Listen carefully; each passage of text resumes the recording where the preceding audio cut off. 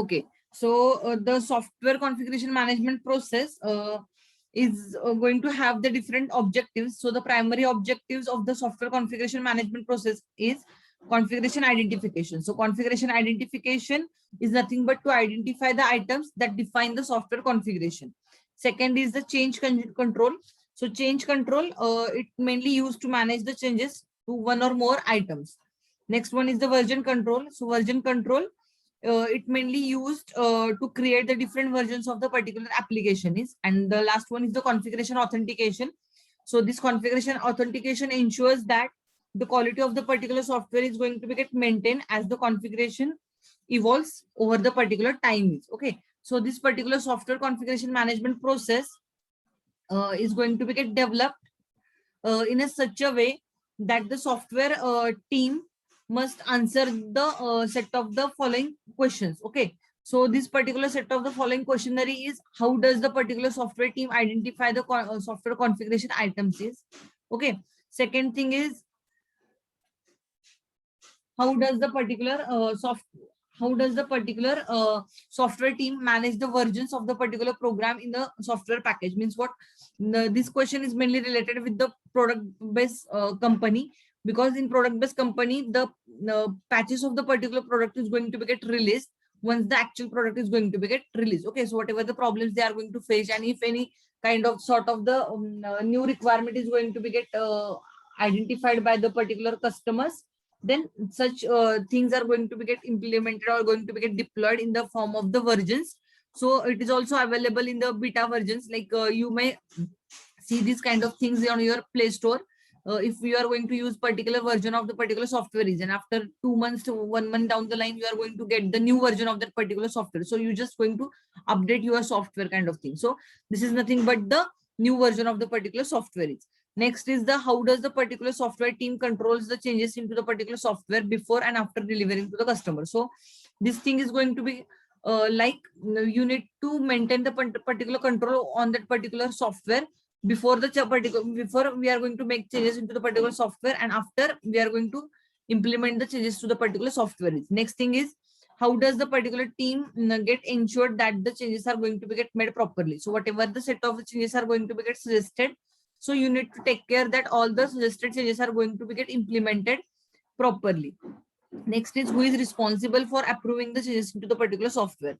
Okay, so answer to these all questions is going to be get lead to the definition of the 5 tasks of the SCM. Okay, because the SCM is going to have the 5 types. First, that we have these are the 5 types. That is the identification, change control, version control, configuration auditing, and the reporting of that particular software configuration management. Okay, so now we are going to see all these particular changes one by one. Now we are going to start with the first phase, that is the identification of the objects in the software configuration. Okay, just see this diagram once. So this diagram is going to be have the software configuration items at the center of this particular system.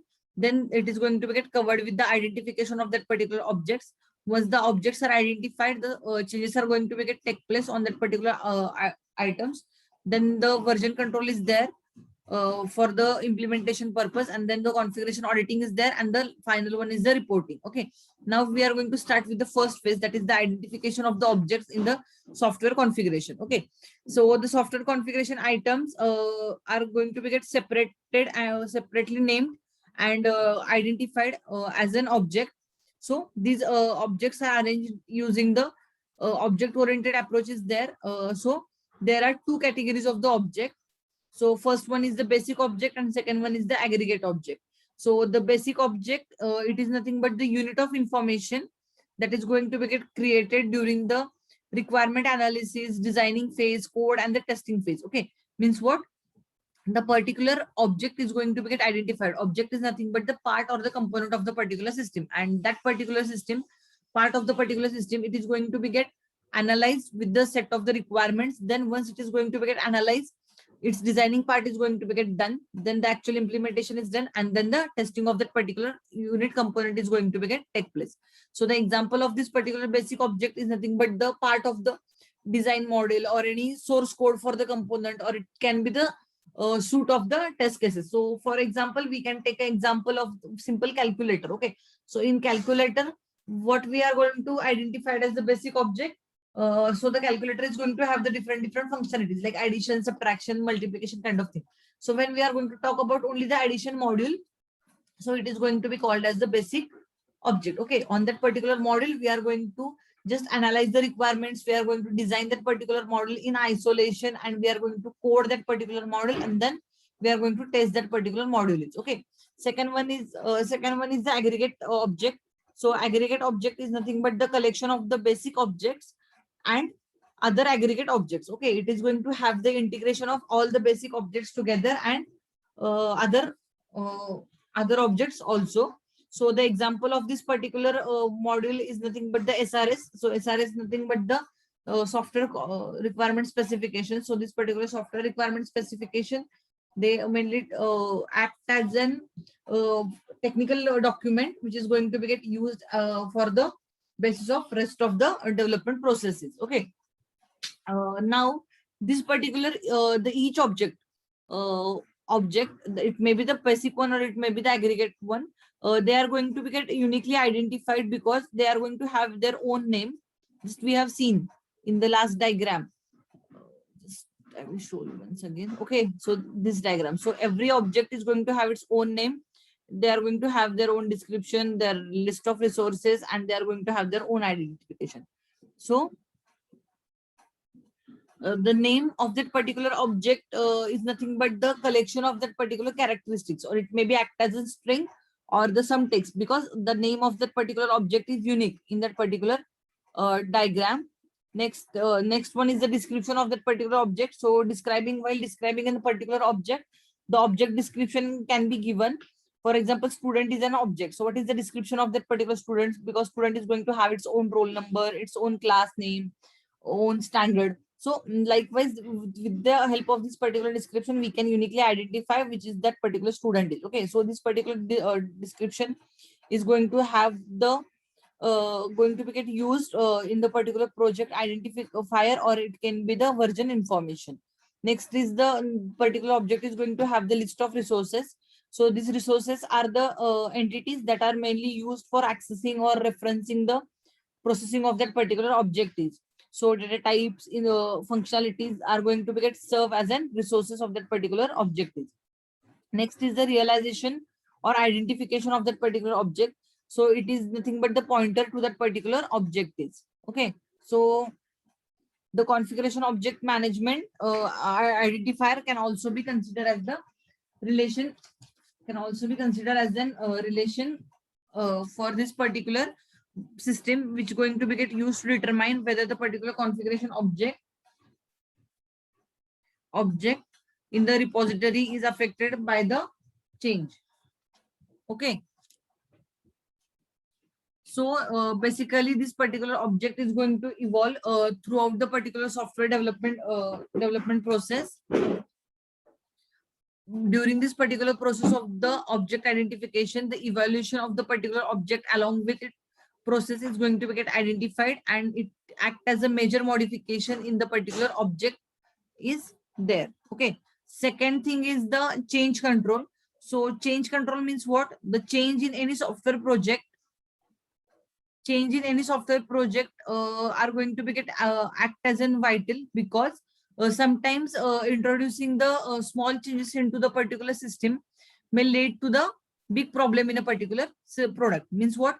If we are going to try to make small change into the particular system, so because of that particular small change, if the functionality of the project is going to get hampered, so it is going to produce the large impact on that particular system, because we are not going to give that particular component is not going to produce the its output as it is going to be get expected. So, okay, so before introducing some changes may enhance the capabilities of the particular system is okay. So little changes can create us some problem, or it can be the too big changes may create some another problem. Okay, so when we are going to try to make something new in that particular project, there may be the chances, because of that particular chances we are going to face little problem, or it can be the small changes into that particular system is okay. So for large software engineering projects, uncontrolled change is going to create a lot of problem. So for managing such changes, human procedures or automated tools can be used to control this particular change control. Okay, so change control is now going to be shown with the help of this particular flow chart. So the first thing in this particular change management is that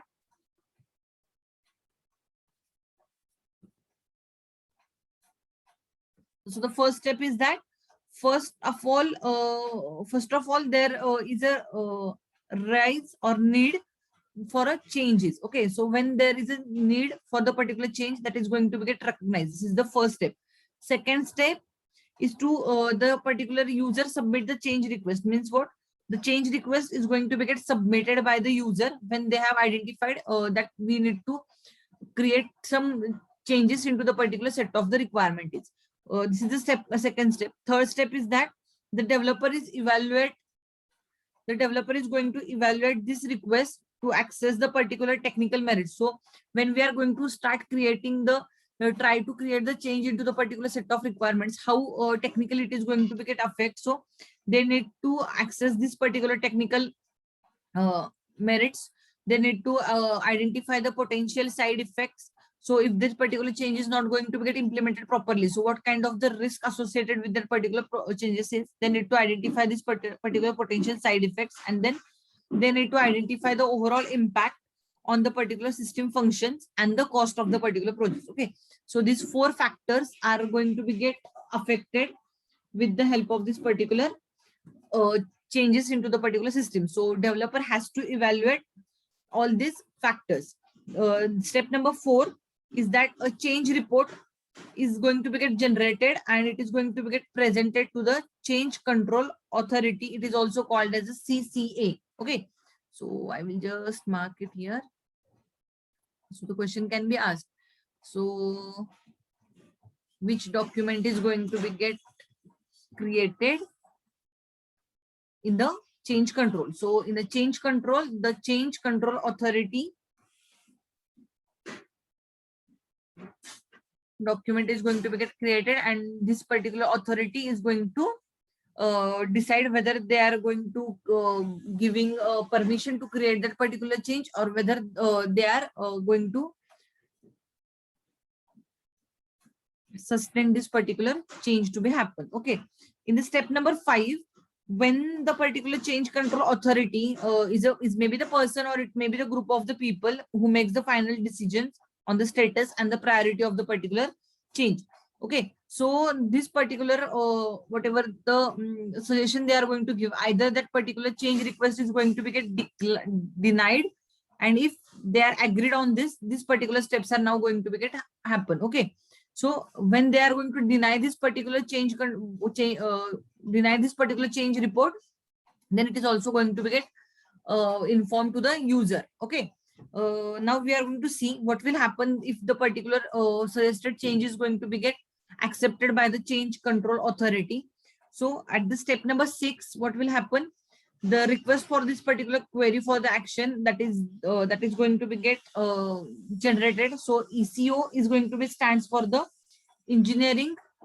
Just I will write it here.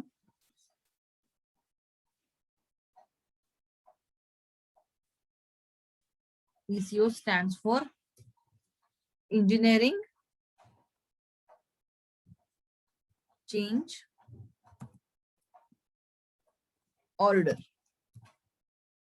Okay, so this engineering change order is going to be get generated when the change is going to be get approved. Okay, so in ECO, the changes are going to be get described in detail, and the restrictions, the criteria for the review and the audit is going to be get mentioned. Okay, means what? When the particular change is going to be get accepted, that we are going to make this particular change, so at that time only they have to describe what the change they are going to create, what are the different restrictions they are there for that particular changes, and what is the criteria for reviewing this particular audit is. Okay, then the next step is the individual is going to assign for this particular configuration objectives, and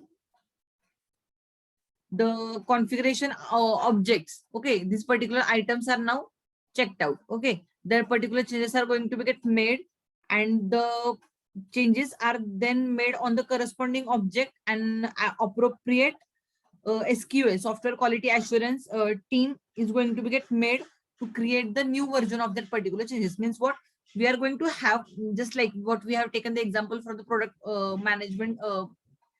management system. So one product we are already created, we have launched that particular product in the market, and now after a 1 month down the line, we are going to get the new request from the customer that they want new feature to be get implemented with support to that particular existing software is. Okay, means what, now they asking the development team to make some changes into the existing one. Okay, so when the development team is going to be get ready to create that particular changes, now the particular changes are going to be get approved by the software quality assurance team. So because of these particular changes, they are not going to affect the quality of the particular software is. Okay, so once they have done, they have agreed to do that particular things, so individual is going to be get assigned for this particular configuration object. So particular configuration object is now in checked out condition, and the particular changes are going to be get made. Okay, so that particular changes are now going to be get reviewed, because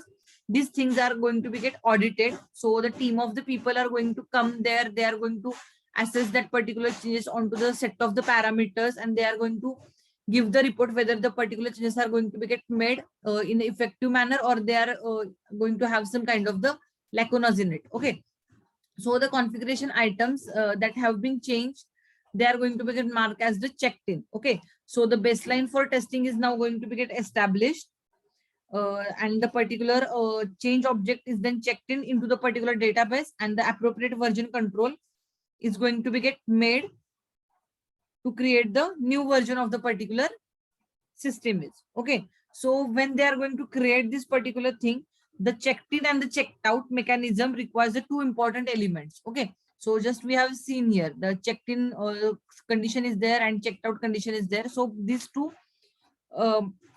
mechanisms require the two important elements. First one is the access control, and second one is the synchronization control. So access control mechanism gives the authority to the software engineer to access that particular thing and to modify the specific configuring objectives, and the synchronization control mechanism allows to make the parallel changes, and these particular changes are made by the two different peoples without overwriting each other work. Okay, so these two things were there. First one is the access control and second one is the synchronization control. It's okay. So when these two tasks are going to be get completed with respect to the checked in and checked out, all the changes are going to be get included into the next release or the new version that is we are going to that particular development team is going to launch. Okay, and then the appropriate version of the particular software is again going to be rebuilt. Means what, now they are going to have the existing features also and the new suggested or changed functionality. All these things are going to be get released into the particular market. Okay, so the change to the all the configuration item is now going to be get reviewed and it is going to be get audited. So this is all about the change control activity in the particular software configuration management is. Okay, now with this particular change control, we are going to see what is mean by the version control of the particular software is. So the second phase, next step of this particular software configuration process is the version control. So just see this diagram again. Okay, now what we have seen the identification, how we have identified the different objectives. Once we have identified object, how we are going to perform the change control, these things we have studied now. Now we are going to see what is mean by the version control of the particular system is. Okay, so version control. So version is what? Now version is nothing but the instance of a particular system which is going to have the functionality distinct in one way, in some way other than the system's instances. Means what? For example, suppose we are going to have the version for the WhatsApp right now, because everyone is now going to use the WhatsApp application. Okay, so everyone is going to have the WhatsApp version. So after the some time down the line, we are going to get the updates to update our WhatsApp version. So when we are going to perform the updation of that particular WhatsApp app, so what will happen? We are going to have the existing feature as it is with our phone, and when we are updated, we are going to get new features as well. Okay, so this is nothing but the version is. Okay, so version is what? Version is nothing but the instance of a particular system, which is nothing but the functionality distinct in some way and some way away from the other systems instances. Okay, so the version control works to help to manage the different versions of the configuration items during the development processes. Okay, so the new version is going to be get defined when the major changes that has been made to one or more objectives. So this particular configuration management allows the users to specify the alternative configurations of the particular software system by selecting the appropriate version of the particular system is. Okay, so certain attributes are associated with the each of the particular software version is. So these attributes are useful in identifying the versions of the particular system. For example, the attribute can be the date, it can be the creator, it can be the customer, it can be the status. Means what? When we are going to have one object available with us, so that object is going to have its own attributes. Okay, set of the own attributes. So that attribute can be the different types of the attributes. It may be the customer, it may be the status of particular thing, it may be the date, it may be the name. Okay, so in practice, the version needs an associated with the name of for easy version. Means what?